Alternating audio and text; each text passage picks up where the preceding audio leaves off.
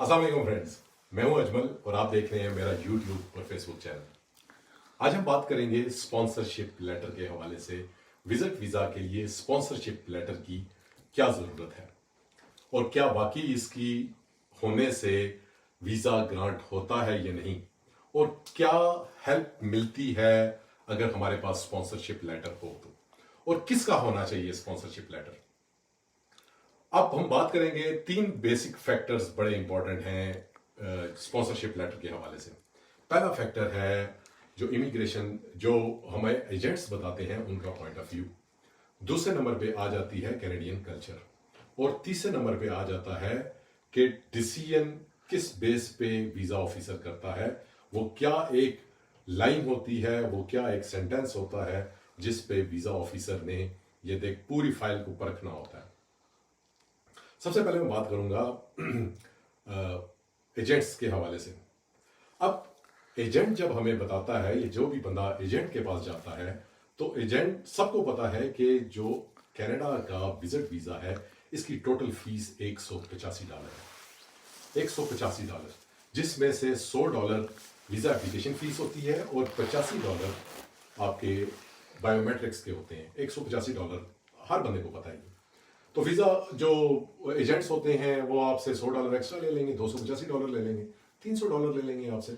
इससे ज़्यादा वो ले नहीं सकते, क्योंकि हर बंदे को पता है कि इसकी फीस इतनी है और इसमें कोई रॉकेट साइंस नहीं है। बाकी चीज़ें आपने खुद बनानी होती हैं, ट्रांजेक्शन्स आपने खुद करनी होती हैं, डॉक्यूमेंट्स आपने खुद, अपना MRCP FRCP सारे आपने खुद देने होते हैं। अब उसने पैसे कहाँ से कमाने हैं? उसने पैसे इसी में कमाने हैं कि अगर वो आपको ये कहेगा कि जनाब स्पॉन्सर लेटर मैं आपको मंगवा देता हूँ कनाडा से, इस सूरत में अब आपकी पास जितने भी पैसे हैं, अब जितने वो कहेगा वो आपको देने पड़ेंगे, क्योंकि आपको तो पता ही नहीं है स्पॉन्सर लेटर कहाँ से आता है, कैसे आता है, किस तरह आएगा। तो उसने पैसे कमाने के लिए एक स्पॉन्सर लेटर का शोशा छोड़ा होता है।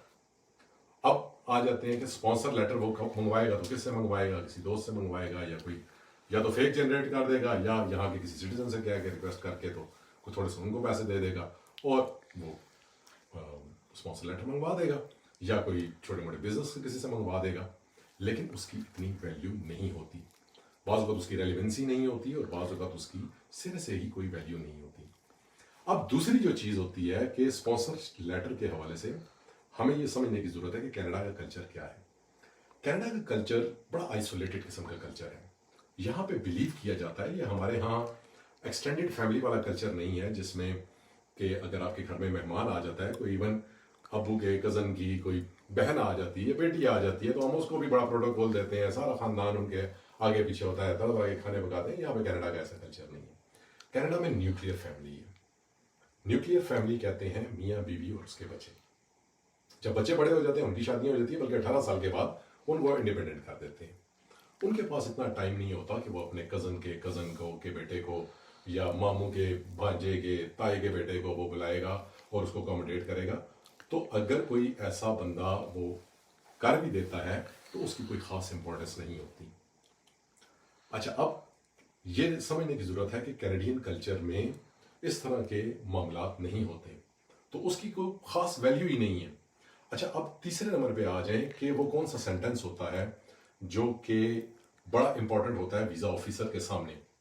वो सेंटेंस होता है कि अमेरिका में और कनाडा में, अमेरिका में तो ऑफिशियल वेबसाइट पे ये चीज़ लिखी हुई है कि कोई भी एलियन जो आपकी सरजमीन पर लैंड करता है उसको पोटेंशियल इमिग्रेंट के तौर पे आप देखें, और उस वक्त तक देखें जब तक कि वो खुद अपने आप को साबित ना करे कि वो पोटेंशियल इमिग्रेंट नहीं है। अब वो साबित कैसे होता है? वो साबित होता है आपकी अपनी सोशल टाइज से, आपके अपने फाइनेंसेस से, आपके अपने मामलात से, आपके बिजनेस से, आपकी जॉब से, कि जितने आप मजबूत होंगे उतना वो आपको ये समझेंगे कि आप इमिग्रेंट नहीं हैं, आप बाकी जेन्युइन टूरिस्ट हैं। अब सॉरी, विजिट वीज़ा डिसाइड करते हुए वीज़ा ऑफिसर के दिमाग में दो सवाल होते हैं। पहला सवाल होता है उसके दिमाग में कि क्यों आ रहा है, क्यों, क्या वजह है ये कनाडा आ रहा है, इसने पूरी दुनिया में कनाडा क्यों चुना है, क्या है ऐसा। वो पहले सवाल का जवाब ढूंढता है, और आप पहला सवाल ये समझ लें कि उसकी वेटेज होती है 20 से 25%, जिसे आप पर्पस ऑफ विजिट कहते हैं, जिसे आप اچھا اس میں تھوڑی سی ہیلپ یہ مل سکتی ہے، تھوڑی سی ہیلپ ان 20% سوال میں، کہ اگر آپ کا کوئی امیجیٹ فیملی ممبر ہے، سگا بھائی ہے، تو لاجک بنتی ہے، اور اس کی شادی ہے یا اس کے بیٹے کی شادی ہے، اس کی بہن اس کی بیٹی کی شادی ہے، یا کوئی امپورٹنٹ کوئی اس طرح کا ایونٹ ہے، تو اس پہ کوئی تھوڑا بہت جسٹیفیکیشن بنتی ہے کہ وہ آپ کو اسپانسر لیٹر بھیج رہے ہیں، تو سمجھ آتی ہے کہ جی بھانجی کی شادی ہے، بھتیجے کی شادی ہے، تو وہ جسٹیفائڈ تھوڑا بہت ہو سکتا ہے، لیکن وہ یاد رکھیں 20% ہے۔ 80% اس کے دماغ میں جو دوسرا سوال ہوتا ہے، جس پہ کہ بیسیکلی ویزے کا دار و مدار ہوتا ہے، یہ بندہ واپس کیسے جائے گا اور کیوں جائے گا، کیا جائے گا بھی یا نہیں۔ اس سوال کا جواب ڈھونڈتے ڈھونڈتے عموماً لوگوں کی ریجیکشنز ہوتی ہیں، اور وہ سوال کا جو جواب ہے جس کا ویٹیج 80% ہے، وہ آپ کی فائنینشیل ٹرانزیکشنز، آپ کی فائنینشیل اسٹرینتھ، آپ کا بزنس، آپ کی نوکری، آپ کے بیوی بچے، آپ کی فیملی ٹائز، یہ جو پیچھے کے سارے معاملات ہوتے ہیں یہ اس پہ ڈیپینڈ کرتا ہے۔ تو میں پھر کہہ رہا ہوں کہ وزٹ ویزے میں اسپانسرشپ لیٹر اس کی کوئی خاص ویلیو نہیں ہے جو ایسے ہی کوئی اٹھا کے بنا دے یا یہاں سے منگوا لے۔ ہاں ایک چیز اور کی ویلیو ہو سکتی ہے، یا تو آپ کے بلڈ ریلیشن کی ویلیو ہو سکتی ہے، امیجیٹ بلڈ ریلیشن ہے اور وہ کسی انویٹیشن بھیج رہا ہے تو وہ تھوڑی سی ویٹیج مل سکتی ہے، یا آپ کو تھوڑی سی ویٹیج اس چیز کی مل سکتی ہے کہ آپ کے کاروبار کے حوالے سے کوئی یہاں پہ بزنس ایکسپو ہے یا کوئی نمائش ہے، تو وہاں پہ آپ پارٹیسپیٹ کرنا چاہ رہے ہیں یا وہ ویلیو ایڈیشن کرے گی آپ میں، تو اس میں آپ کو فائدہ ہو سکتا ہے۔ یا اگر آپ کی جاب ہے اور کوئی یہاں پہ کوئی ورک شاپ ہو رہی ہے یا کوئی آپ اسٹڈی کر رہے ہیں اور وہ اس کے حوالے سے کوئی یہاں پہ کوئی ایسی ورک شاپ چل رہی ہے، کوئی لیکچر ہے یا کوئی ایسا پروگرام ہے، تو وہ تھوڑا سا آپ کو اس 20% میں مارکس لینے میں ہیلپ کر سکتا ہے۔ اس کے علاوہ کوئی عام کوئی آپ کا دوست بھیج دے، کوئی یار بھیج دے، کوئی اور دور پرے کا رشتے دار بھیج دے، ابو کے ماموں بھیج دیں، چچا کے تایا، چچا کی خالہ کی بیٹی بھیج دے، اس کی کوئی خاص ویلیو نہیں ہے۔ اور آخری بات یہ ہے کہ جو ایجنٹ جو چیز بنواتے ہیں اس کی تو قطن ضرورت نہیں ہے۔ تو میں نے پہلے کہا کہ 20% آپ کا ڈیسائیڈ کرتا ہے آپ کا جو پرپز آف وزٹ، اور 80% آپ کی فائنینشیل ٹائز، آپ کا بزنس، آپ کا کاروبار، آپ کے وہاں کے سوشل ٹائز جو بیوی بچے ہیں، کہ وہ آپ کو مجبور کریں گے اور آپ واپس جائیں گے۔ تو یہ دو چیزیں ہوتی ہیں جو کہ امپورٹنٹ ہیں۔ باقی آپ ذہن میں رکھیں کہ اسپانسرشپ لیٹر، اور یہ بھی یاد رکھیں سگے بھائی کو بلائے تو اس کا بھی ریجیکٹ ہو سکتا ہے، اور ہوئے ہیں کہ سگے بھائی نے سگے بھائی کو بلایا، کیونکہ وہ یہاں والے کی فائنینشیل اسٹرینتھ نہیں چیک کریں گے، وہ اس کی چیک کریں گے جو وہاں سے آئے گا، پاکستان سے یا انڈیا سے، اور کیا وہ واپس جائے گا یا نہیں جائے گا۔